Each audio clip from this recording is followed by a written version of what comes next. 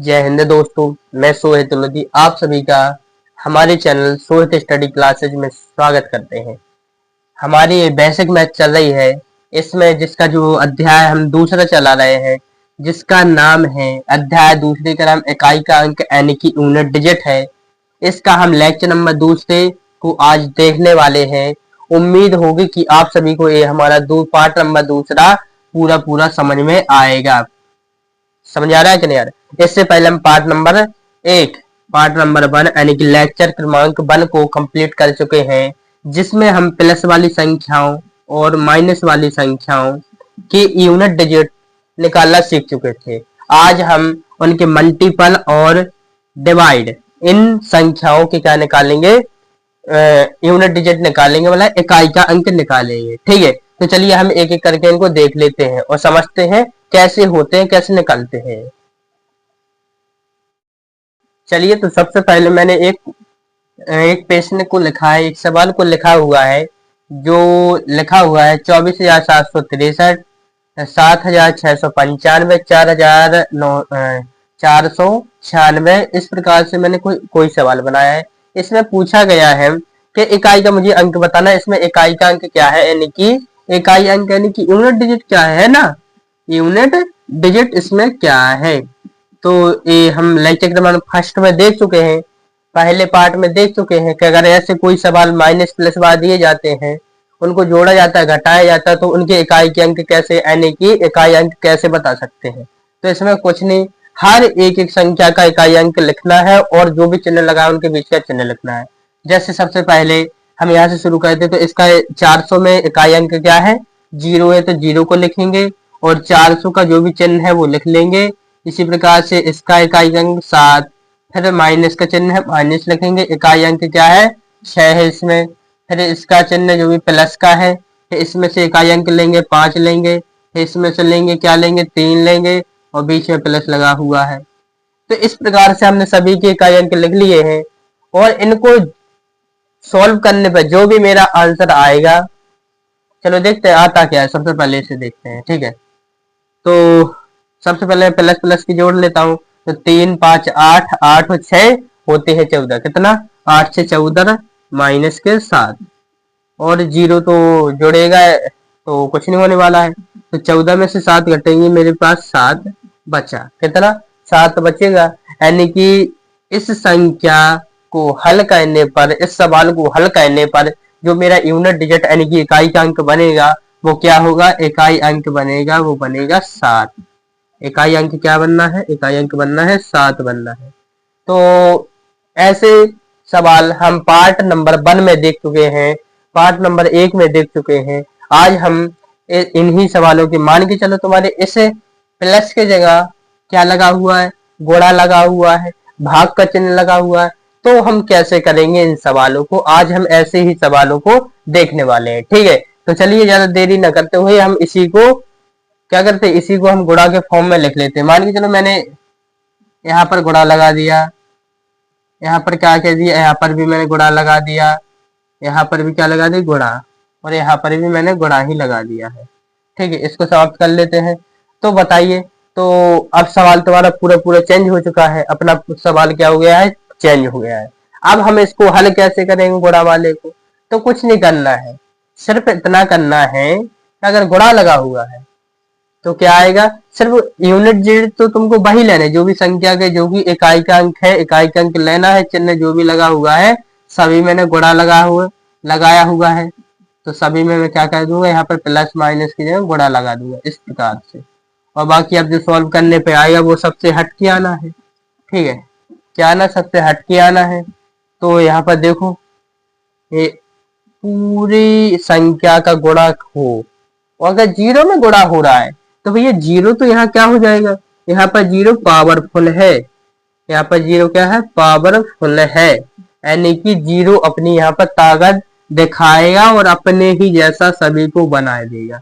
ये अपना इकाई का अंक होगा, इस संख्या का इकाई का अंक होगा, इकाई का अंक। इस प्रकार से हम गुणा वाली संख्याओं का निकालेंगे। अब मान लीजिए चलो मैंने कोई भी एक सवाल दूसरा बनाया है, जैसे मैंने लिख लिया 24 6 7 6 गुणा 4 2 6 इसमें मैंने भाग का लगा दिया 6 7 8 3 2 इस प्रकार से। और इसमें फिर से मैंने गुणा लगा दिया है 4 6 9 5 इस प्रकार से। मैंने कहा कि इसका इसका इकाई अंक, मैंने कहा इसका इकाई अंक क्या है। तो तुम्हें कुछ नहीं करना है, हर एक संख्या से मुझे इकाई का अंक लिखना है और जो भी उन संख्याओं के बीच में चिन्ह लगे हुए हैं तो उन चिन्हों को लगाना है और फिर उसको हल करना है। फिर जो भी मेरा इकाई का अंक बनेगा वही मेरा इस संख्या का यूनिट डिजिट यानी कि इकाई का अंक कहलाएगा। चलो तो हम इसको सॉल्व करते हैं, ठीक है। तो सबसे पहले मैं इस वाली संख्या से इकाई का अंक देखो तो मेरे पास 5 मिल रहा है, ओके, और गुणा का चिन्ह लगा हुआ है। और इस वाली संख्या से देखो तो मेरे पास 2 मिलने वाला है, फिर भाग का चिन्ह लगा हुआ, क्या का चिन्ह लगा, भाग का चिन्ह लगा हुआ। फिर इस वाली संख्या से मुझे 6 मिलेगा, मैंने लिख लिया, गुणा लगा दिया। फिर इससे भी मुझे क्या मिल रहा है, 6 मिल रहा है। मैं चाहूँ तो ऐसे डिनोट भी इसको ऐसे दिखा सकता हूँ कि मैंने इस प्रकार से मैं इनको कर सकता हूँ, क्लियर। तो अब जो अपने पास में मैंने सभी के यूनिट जैसे सभी संख्याओं के यूनिट यानी कि इकाई के अंक लिख लिए हैं, उनके बीच के चिन्हों को भी लिख लिया है। अब चलो हम इसको सॉल्व करते हैं। तो तुम्हें बोर्डमस के एक होता नियम अपना BODMAS, इसके अनुसार इस वाले में सबसे पहले मुझे मल्टीपल यानी कि गुणा के पहले मुझे किसके डिवाइड यानी कि भाग को हल करना होगा। और जो मेरा भाग है वो 6 और 2 के बीच में, यानी कि मेरा 2 का भाग मुझे किस में देना, 6 में देना है। किस में देना, 6 में देना है। तो मैं इसको सॉल्व करूँ, 6 गुणा 2 का भाग 6 में कितनी बार में जाएगा, लगभग 3 बार में, लगभग क्यों 3 बार में जाएगा, लगभग में क्यों जाएगा, 3 बार में जाएगा। और 5 का 5 लिख लेंगे, क्लियर।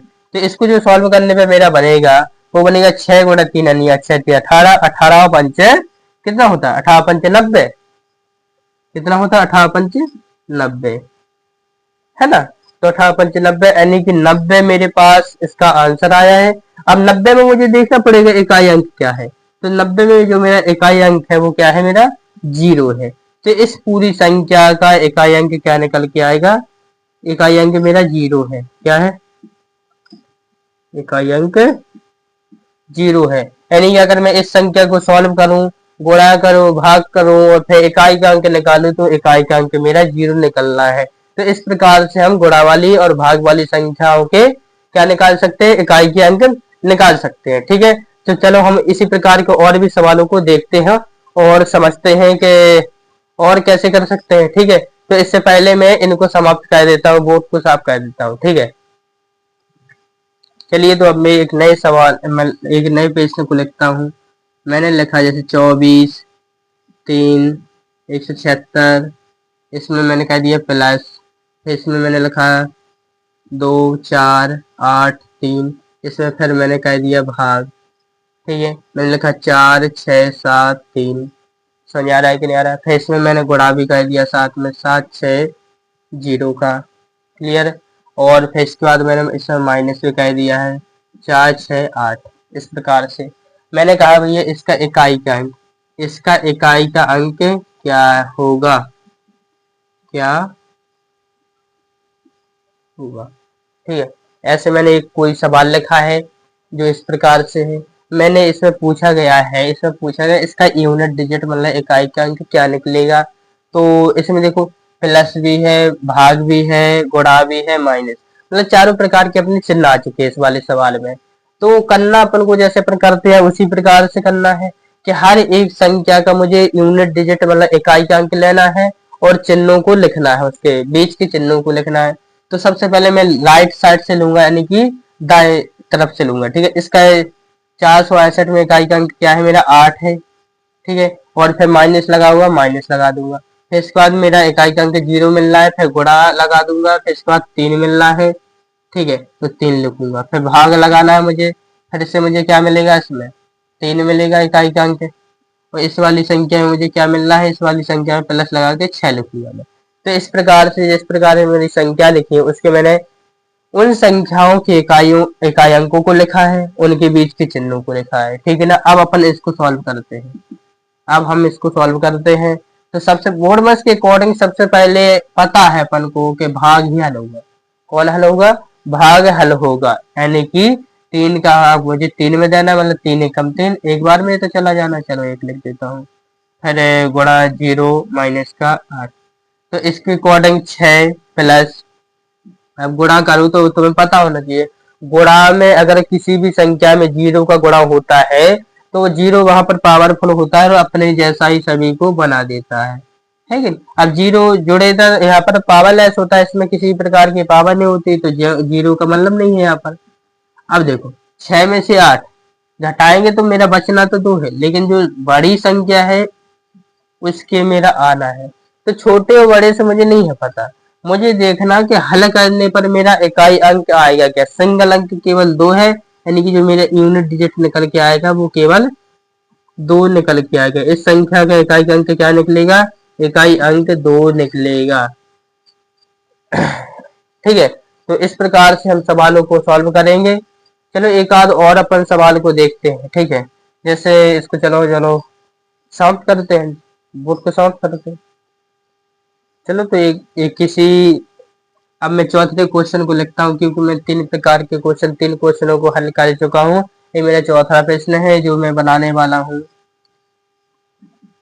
इसमें मुझे भाग देना इस वाली संख्या में 700 का, और इसमें मुझे गुणा भी करना है, किसका करना है, 2 3 4 6 का, और इसमें मुझे जोड़ना भी है, क्या जोड़ना है, 4 6 2 का। ठीक है, इसमें जोड़ना क्यों, घटाना है, तो मुझे इसका बताना पड़ेगा इकाई का अंक क्या आएगा, इकाई अंक क्या होगा इसको सॉल्व करने पर, ये अपन को क्या करना है, बताना है।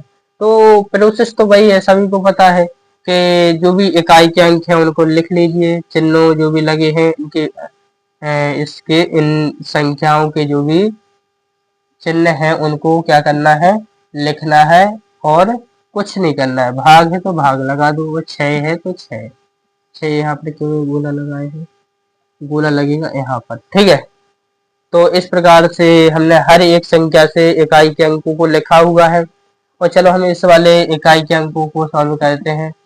ठीक है ना, सबसे पहले मैं भाग करूंगा, 0 का करें भाग दो किसमें, 6 में, यानी कि यहाँ पर ऐसा लिखा हुआ है 6 में भाग देना है 0 का, है ना।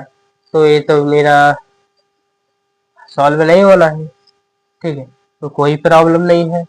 तो सबसे पहले यहाँ पर देखो 0 का गुणा इसमें हो सकता है, क्योंकि ऐसा थोड़ी कोष्टक नहीं लगा है, ठीक है ना। तो यहाँ पर मैं करूंगा 6 भागे, अगर 0 का देखो 0 माइनस का 2, यानी कि अगर मैं किसी भी संख्या में 0 का भाग दूं तो मेरा जो आएगा 6/0, जो कि ऐसा होना क्या नहीं है, असंभव नहीं है, ये तो अपरिभाषित होता है। क्या होता है, अपरिभाषित, मतलब ये तो प्रूव्ड नहीं है, ये चीज प्रूव्ड नहीं है, या परिभाषित होता है। ठीक है, तो इस वाले क्वेश्चन का जो यूनिट डिजिट है ना वो आएगा, कैसे निकालेंगे, चलो कोई दिक्कत नहीं है, अपन किसी इस 0 की जगह कुछ और रख लेते हैं। यहाँ पर जैसे मैंने 1 रख लिया है तो यहाँ पर भी 1 हो जाना है। अब देखो यहाँ पर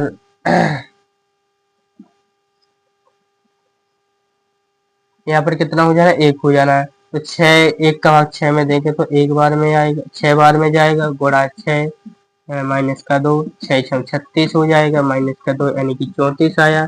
तो 34 का जो इकाई अंक क्या है वो है 4। तो इस पूरी संख्या का इकाई अंक अब क्या निकलेगा, इकाई अंक निकलेगा 4 ही निकलेगा। समझ आ रहा है कि नहीं आ रहा, चलो ठीक है, आप लोगों को समझ आ चुका होगा, है ना। तो हम अपनी इस लेक्चर नंबर 2 को यहीं पर एंड करते हैं, ठीक है। और आशा होगी कि आप सभी को प्लस माइनस गुणा भाग इन सभी संख्या के साथ में चिन्ह आ जाते हैं, और कहा जाता है संख्या बड़ी बड़ी दी जाती है कि भैया इकाई के अंक, इनके इकाई के अंक बताइए, तो कुछ नहीं करना, हर संख्या से इकाई का अंक लेना है, उस संख्या का जो भी चिन्ह है उस चिन्ह को लगाना है और सॉल्व करना है, जो भी इकाई का अंक बनेगा पूरी संख्या को सॉल्व करने पर वही इकाई का अंक निकलेगा। ठीक है, तो आप इसे समझ चुके होंगे, आशा है कि आपको अच्छा समझ में आ गया होगा, ये एक हर एक चीज समझ आई होगी। तो हम इसी को एंड करते हैं, बस जय हिंद।